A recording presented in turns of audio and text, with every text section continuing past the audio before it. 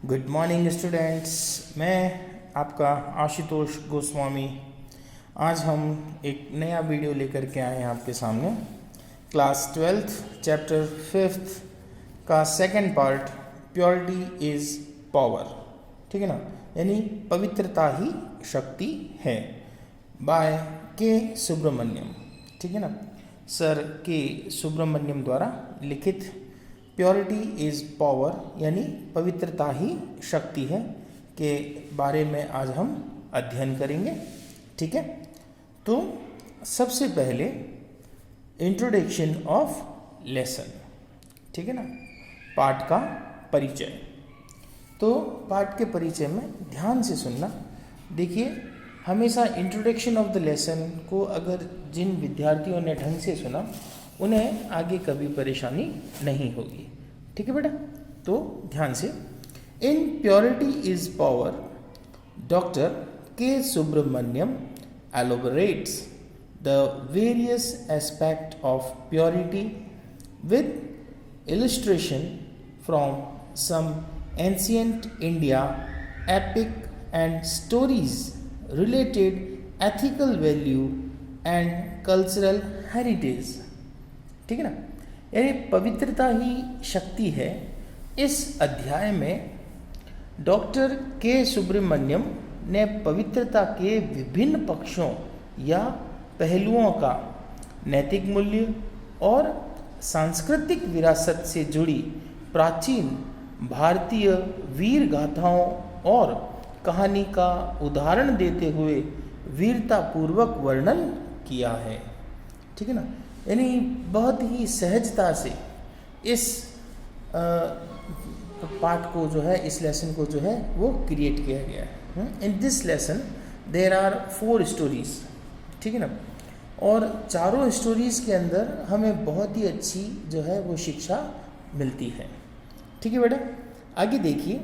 The author discuss the supremacy and forgiveness, courtesy, politeness, mercy, behaviors, counsel, company, and purity of heart that enable us to purify our soul and transform even the most furious nature।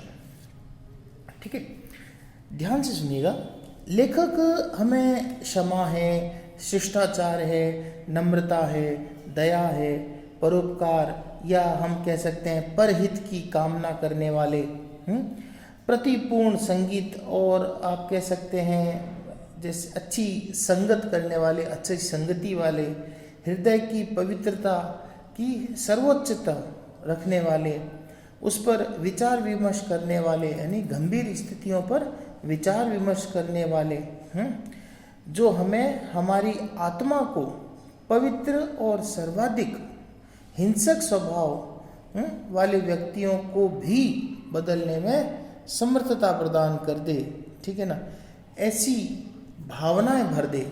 ठीक है, वही purity is power है। ऐसी ही पवित्रता के अंदर शक्ति है।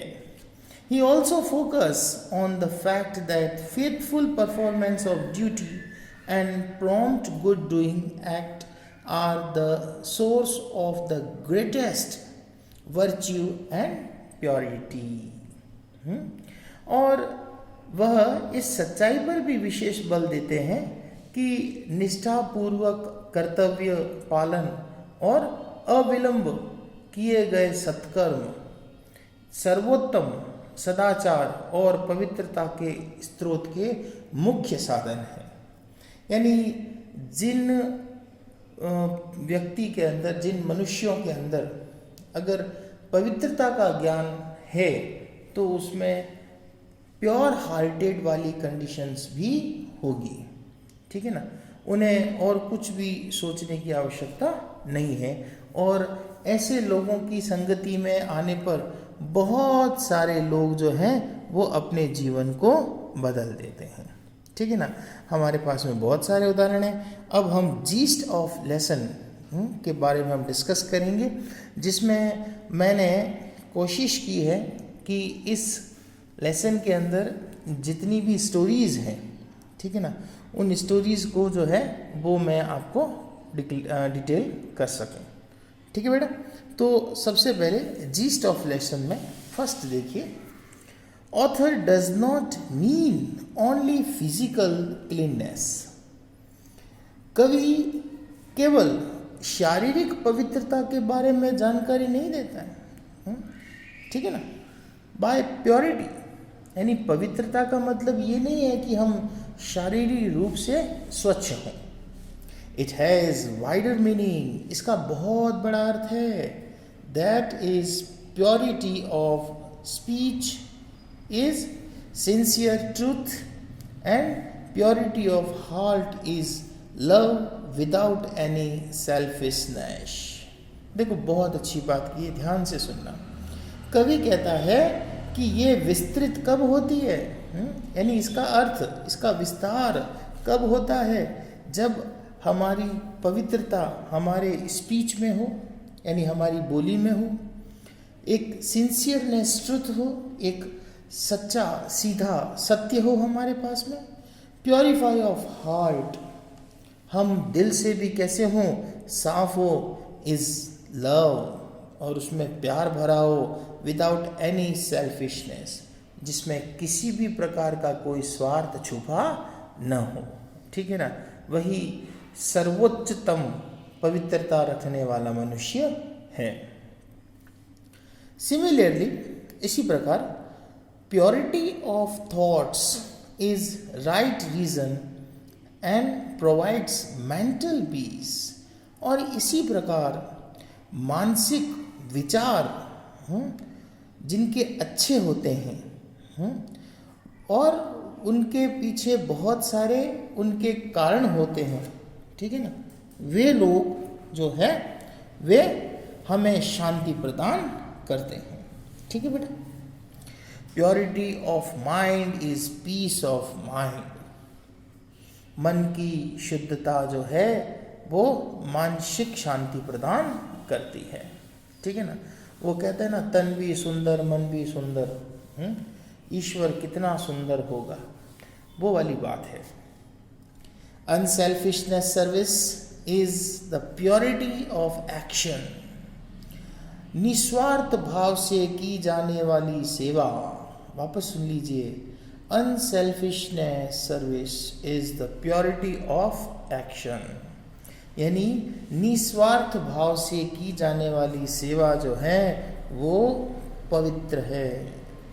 Purity of environment gives calm and quiet which uplift our soul, और इस प्रकार की जो पवित्रता है वो हमारे न केवल वातावरण को शांत करती है, क्लेम करती है, हमारी आत्मा के अंदर भी जो है अतिशयोक्ति उत्पन्न करती है, उसका विकास करती है, उसका निर्माण करती है, उसको अपलिफ्ट करती है। ठीक है। आप इस लेसन को जब अच्छी तरह से पढ़ेंगे ना तो आपको ऐसा लगेगा जैसे कोई प्रवचन सुन रहे हैं, पर ये जीवन की सच्चाई है। ठीक है बेटा, आगे चलते हैं हमारे दूसरे पॉइंट की ओर। देखिए दूसरा पॉइंट क्या कहता है, as is the mind so is the vision. ये बहुत ही कड़वा सच है हमारे जीव जगत का। जैसी सोच, ठीक है ना, वैसा होत, ठीक है ना, यानी जैसी आपकी मेंटेलिटी होगी वैसा ही आपको विजन, आपको दृश्य दिखाई देगा। ठीक है ना। अगर आप किसी को देखने में पवित्रता देखोगे तो उसमें आपको बहुत कुछ दिखेगा, और अगर आप उसको कुछ नहीं समझ रहे हैं तो वो केवल और केवल आपके लिए एक चित्र के ज़्यादा कुछ नहीं होगा। फॉर द एग्ज़ाम्पल, जो कुछ आस्तिक व्यक्ति होते हैं जो ईश्वर में विश्वास रखते हैं, तो वे मंदिर जाते हैं तो आपने देखा होगा कि भगवान की मूर्ति के सामने वे रो पड़ते हैं। ठीक है ना, वो इस तरह से अपने इमोशंस को रिएक्ट करते हैं मानो ईश्वर उनके सामने खड़ा है और उनके दुख दर्द को सुन रहा है। इन द सेम वे, आपको ऐसे लोग भी मिलेंगे मंदिर के अंदर जो भगवान की मूर्ति के सामने खड़े होते हैं, देखते हैं, यार मूर्तिकार ने ना अगर थोड़ी सी आंखें और बड़ी बनाई होती ना तो अच्छा होता, थोड़े हाथों को और लंबा कर दिया होता तो अच्छा होता। यानी उनको उस ईश्वरीय मूर्ति से कोई लेना देना नहीं है। They just pass their time on that place, ठीक है ना। वो केवल अपना वहाँ पे समय व्यतीत करने के लिए आए हैं, उनको आस्था से कोई लेना देना नहीं है। वे कैसे लोग होते हैं? हाँ, वे ईश्वर में विश्वास नहीं करने वाले वो लोग होते हैं जिनको हम नास्तिक कहते हैं, ठीक है ना। तो इसी पॉइंट को लेकर के मैं इसलिए बात कर रहा हूँ बेटा, क्योंकि अब जो हम पढ़ने जा रहे हैं वो हमारी स्टोरी का एक समरी है, ठीक है। तो as is the mind so is the vision, जैसा हम देखते हैं वैसा हमें दिखाई देता है। इन महाभारत में एपिसोड में Drona told Yudhishthira to bring one bad person, ठीक है ना। आचार्य द्रोण युधिष्ठिर से कहते हैं कि किसी बुरे व्यक्ति को लेकर के मेरे पास आओ, and Duryodhana to bring one good person, ठीक है। और दुर्योधन को कहा कि आप एक अच्छे पुरुष को लेकर के आइए। ध्यान से सुनना, आचार्य द्रोण ने युधिष्ठिर से कहा कि तुम हस्तिनापुर नगरी में से किसी बुरे व्यक्ति को लेकर के आइए, और दुर्योधन से कहा कि आप जाइए और किसी सज्जन, सरल या अच्छे पुरुष को आप हस्तिनापुर में से मेरे पास लेकर के आइए, ठीक है। देखो क्या होता है आगे। Yudhishthira cannot see any evil man in society. Yudhishthira को हस्तिनापुर के किसी समाज के अंदर बुरा व्यक्ति दिखाई नहीं देता। And Duryodhana also return empty handed, और दुर्योधन भी खाली हाथ लौट करके आचार्य द्रोण के पास आता है। As he was asked to bring one good man, जिसको ये कहा गया था कि तू केवल एक अच्छा आदमी लेके आ जा, ठीक है ना। Being of impious mind he could not see goodness, अपने गंदे दिमाग के कारण उसे किसी व्यक्ति में अच्छाई दिखाई दी नहीं। In any man the world is our own reflection, और हमारा जो संसार है वो भी ऐसा ही है, उसमें भी हमें ऐसी ही प्रतिक्रिया दिखाई देती है। So as is the mind so is the vision, इसलिए कहा जाता है कि जैसी सोच रखोगे वैसा ही दिखाई देगा।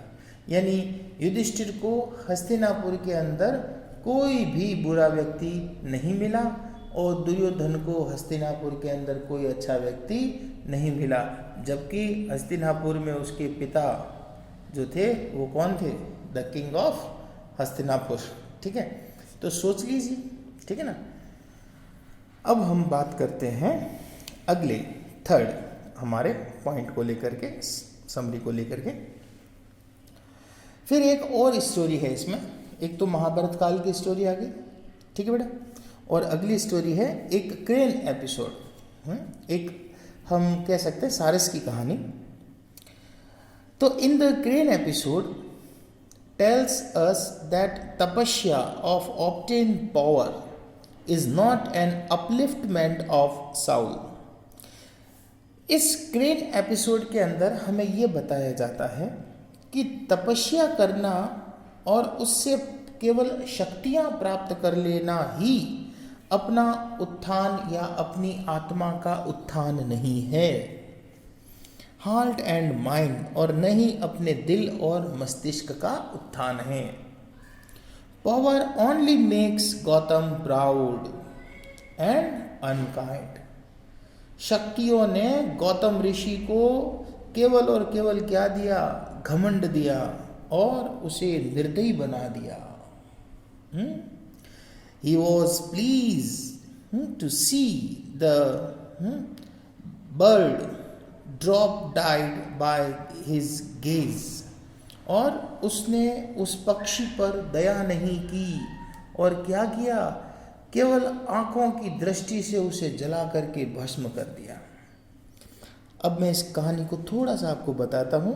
क्या होता है, गौतम ऋषि जो है वो नदी के अंदर खड़े खड़े तपस्या कर रहे होते हैं और तभी एक क्रेन उनके ऊपर से उड़ता हुआ जाता है और उनके ऊपर जो है वो बीट कर देता है। ठीक है, गौतम ऋषि को इस अभद्रता के कारण बड़ा गुस्सा आता है और जब वह क्रेन पेड़ की डाली पर बैठा होता है और गौतम ऋषि उसको अपनी आँखों से घूर करके देखते हैं, वह क्रेन वही जल करके भस्म हो जाता है।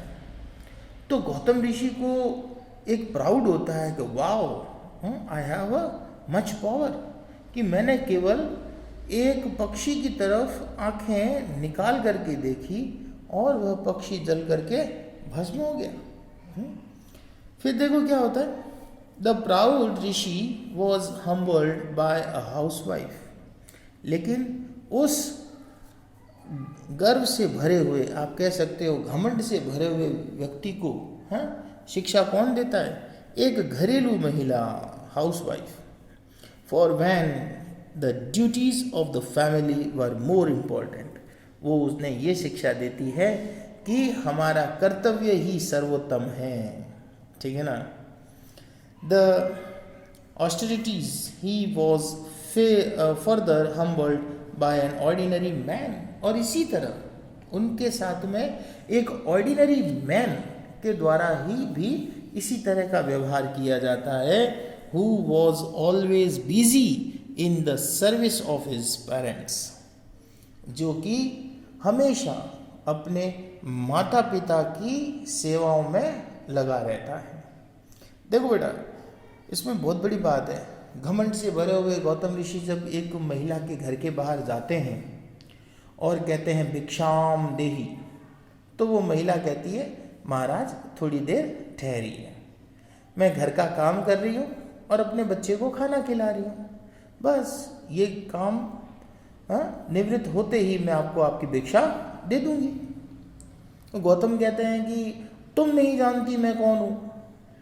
तो वो महिला उन्हें जवाब देती है कि हाँ हाँ, आप क्या करोगे, उस सारस की तरह मुझे भस्म कर दोगे? अगर आपकी इतनी ही चेष्टा है तो करके देखिए। गौतम ऋषि शॉक्ड हो जाते हैं। तो वो महिला कहती है आपकी इस प्रॉब्लम का सॉल्यूशन वो एक कॉमन मैन देगा। तो वो महिला उस कॉमन मैन के पास में उन्हें भेजती है। ऋषि बड़े नर्वस होकर के उस कॉमन मैन के पास में जाते हैं। वो कॉमन मैन ऋषि से कहता है कि मैं आपकी हेल्प करूंगा, लेकिन आप ठहर जाइए, मैं अभी अपने माता पिता की सेवा कर रहा हूँ, ठीक है ना। और जब तक उनकी मैं सेवा पूरी ना कर लूँ, मैं आपके उस सारस के मृत्यु और उस महिला का द्वारा मुझ तक आने का जो कारण है उसका मैं वर्णन नहीं कर सकता। ये देख करके गौतम ऋषि को बड़ी ही गिल्टी फील होती है। अरे यार, मैंने तो कुछ किया ही नहीं, वास्तविक तपस्या तो ये लोग कर रहे हैं। तो कुछ ऐसी कहानी है। ठीक है बेटा, आगे चलते हैं। Point number 4, parrots episode. एक दो तोतों की कहानी है इसमें, ठीक है ना। इट इज़ राइट, ये सच है, that bringing up and the atmosphere available around make all the difference is shaping life. इस बात में बहुत वास्तविकता है कि कोई भी जब बड़ा होता है तो उस पर उसके एटमॉस्फेयर यानी उसके वातावरण जो उसे उपलब्ध होता है, उसके चारों ओर होता है, उसके कह सकते हैं निर्माण में, उसके जीवन के निर्माण में बदलाव लाता है। The baby parrots with the hunter had negative bringing up and atmosphere, so he became crude, rude and uncivilized. ठीक है ना, यानी ये कहानी दो तोतों की है जो एक यानी माँ छोड़ के चली जाती है उससे, और एक तोते को जो है एक हंटर ले जाता है और एक तोते को एक स्कॉलर ले जाता है, विद्वान व्यक्ति। तो हंटर वाला तोता हंटर के पास में रह करके कैसा बन जाता है? क्रूड, रूड यानी कि रूखा, गुस्से वाला, अनसिविलाइज्ड, अनागरिकता वाला, ठीक है ना, जैसे बोलने की भी तमीज़ नहीं हो। The brother baby parrot with the scholar, और वह दूसरा बेबी पैरट जो किसके पास में था? विद्वान के पास में था। Had a positive bringing up, उसे एक सकारात्मक जो है वो जीवन उत्थान मिला। And atmosphere, so he became sweet tongue, इसलिए उसे जो एक अच्छा वातावरण मिला, उस वातावरण से उसे मीठी वाणी मिली, रिफाइंड एंड कल्चरल, और वो बड़ा व्यवहारिक था, बड़ा सज्जन था। Thus we should be brought up in a pure atmosphere among cultured people, इसलिए हमें भी अपने जीवन का निर्माण ऐसे वातावरण में करना चाहिए जहाँ पर सज्जन व्यक्तियों का निवास हो। ठीक है ना, आपने देखा होगा ऐसी कई सारी कॉलोनीज हैं, ठीक है ना, जहाँ पे कह सकते हैं ना कि थोड़ा एटमॉस्फेयर बड़ा अजीब सा होता है। तो आप उस कॉलोनी में रहने वाले जो बच्चे हैं, ठीक है ना, उनका जो बिहेवियर है, ठीक है, वो भी उसी प्रकार का होता है।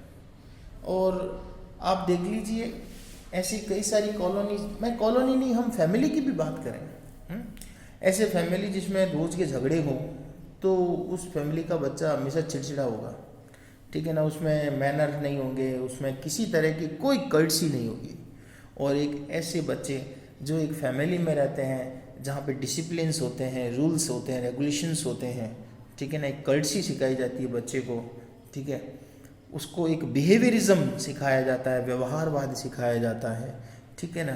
तो ऐसे फैमिली के बच्चों को न केवल फैमिली, नेबर जो होता है ना, वो भी उन्हें बहुत लाइक करते हैं। ठीक है बेटा, तो अब हम आगे चलते हैं। अब हमारे 5th पॉइंट में बताया जा रहा है इम्पोर्टेंस ऑफ संस्कार। संस्कार का महत्व क्या क्या है? Sanskar are important in our life. संस्कार जो है वो हमारे जीवन में बहुत ही महत्वपूर्ण है। बिकॉज, क्योंकि they makes us a good human being, क्योंकि वे हमें एक अच्छा मनुष्य बनाते हैं। The author discuss the supremacy of forgiveness, courtesy, politeness, mercy, benevolence, congenial, company and purity of heart. यानी जो हमारा लेखक है वो इस बारे में विचार विमर्श करता है कि हमारे अंदर कैसी भावना होनी चाहिए। फॉरगिवनेस यानी हर किसी को क्षमा कर देनी भावना होनी चाहिए, कर्टसी होनी चाहिए, व्यवहार होना चाहिए हमारे, पोलाइटनेस, हम एक कैसे होने चाहिए, हाँ, हम एक तरह से पोलाइट होने चाहिए, विनम्र होने चाहिए, ठीक है ना। मर्सी, दया होनी चाहिए, ठीक है ना। हम एक दूसरे के साथ में सहजता का जो है हमें संबंध रखना चाहिए। एंड प्योरिटी ऑफ हार्ट, और दिल की पवित्रता रखनी चाहिए। They enable us to purify our soul, और ये सभी जो है हमारी आत्मा तक को शुद्ध करने का काम करते हैं। They transform even the most furious nature, और वे हमारे जो तुनक मिजाज वाला जो कहते हैं ना व्यवहार, आपके गुस्से वाला जो व्यवहार है ना, उस तक को भी वे ट्रांसफॉर्म कर देते हैं, बदल देते हैं, अगर आप किसी ऐसे व्यक्ति के संपर्क में आते हैं। The author also discuss the faithful performance of duty, और लेखक हमें यह भी कहता है कि हमें बड़ी कह सकते हैं फेथफुल यानी गहराई से, ठीक है ना, इच्छा से, ठीक है ना, हमें अपनी कर्तव्य का निर्वहन करना चाहिए ऑफ अदर्स, दूसरों के साथ, as the source of greatness virtue and purity, जिससे हमें एक महानता और एक पवित्रता का ज्ञान प्राप्त हो सके। ठीक है बेटा। अब main point number 6, purity is power. Purity is power यानी पवित्रता में शक्ति है। The title of the lesson is just a suggestive. वैसे देखा जाए तो इस पाठ का जो शीर्षक है ये एक सुझाव के रूप में है। The author discuss the power of purity. यहाँ पे लेखक जो है वो पवित्रता की शक्ति के बारे में बात करता है थ्रू आउट द लेसन, इस अध्याय के द्वारा। The various anecdotes suggest the life of purity, और इसमें अलग अलग प्रकार के जो भाग दिखाए गए हैं उसे हमें सुझाव देते हैं किसका, पवित्रता का। Most of the character maintain in the story observe purity in their thoughts. और इन सभी कहानियों के अंदर जो करेक्टर हैं, ठीक है ना, वो उनको यह बताया गया है कि वे किस चीज़ को ऑब्जर्व कर रहे हैं, प्योरिटी को ऑब्जर्व कर रहे हैं। किसमें, अपने थॉट्स में, अपने यानी विचारों में, वर्ड्स अपने शब्दों में, डीड्स अपने कार्यों में, हार्ट अपने दिल में, एंड साउल और अपनी आत्मा में। Action is this story gate influence the purity. और इस कहानी के अंदर जो प्रतिक्रियाएं हुई है वो सारी की सारी पवित्रता के बारे में वर्णन करती है। The thief changes to the good man. Gautam rishi learns the actual purity from simple human being. ठीक है ना। इसमें एक चोर होता है, वो भी है उस ऋषि के प्रभाव से, उस ऋषि के कह सकते हैं व्यवहार से अपना जीवन परिवर्तित कर देता है। छोटी सी कहानी है, यानी एक परहरी बाबा होते हैं, ठीक है ना।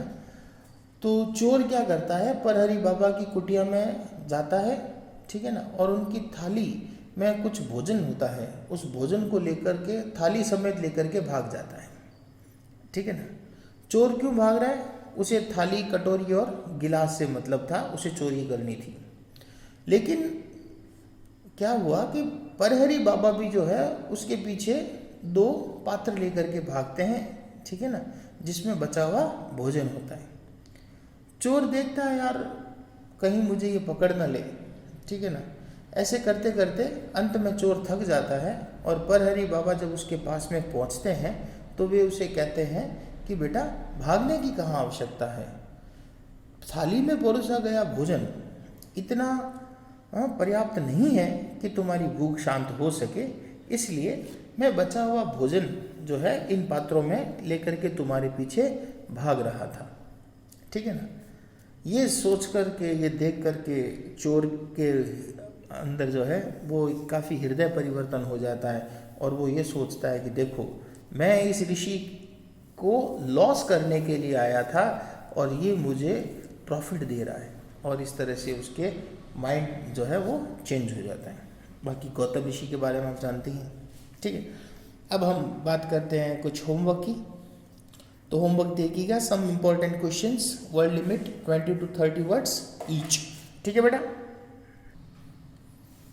Question number first, in which area do we need purity. किन क्षेत्रों में हमें पवित्रता की आवश्यकता होती है। ठीक है। What different task were assign to Yudhishthir and Duryodhan. Yudhishthir और दुर्योधन को कौन कौन से अलग अलग कार्य सौंपे गए। How did the thief react when Parhari Baba offered him more food. अभी मैंने आपको कहानी बताई है।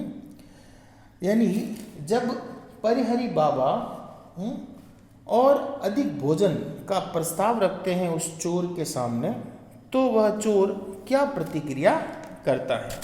ठीक है बेटा, अब आगे चलते हैं। अगला क्वेश्चन है, mention the manner of Gautam तपस्या। गौतम की तपस्या के तरीके का उल्लेख कीजिए। How was Gautam ego purified, ये सबसे इंपॉर्टेंट क्वेश्चन है। ठीक है ना, गौतम के अहम को कैसे शुद्ध किया गया। What is the importance of pure atmosphere. What is the importance of pure atmosphere, शुद्ध वातावरण का क्या महत्व है। ठीक है बेटा, तो वो आपको आंसर्स देने हैं 20 to 30 वर्ड्स में। अब आपको आंसर देने हैं 60 to 80 वर्ड्स में। ठीक है, what are the merits of purity, most important question. ठीक है, बोर्ड में 3 बार पूछा जा चुका है। पवित्रता के गुणों या लाभों का उल्लेख कीजिए। ठीक है, सब जानते हैं इंट्रोडक्शन ऑफ द लेसन। इससे ज़्यादा मैं क्या बोलूँ।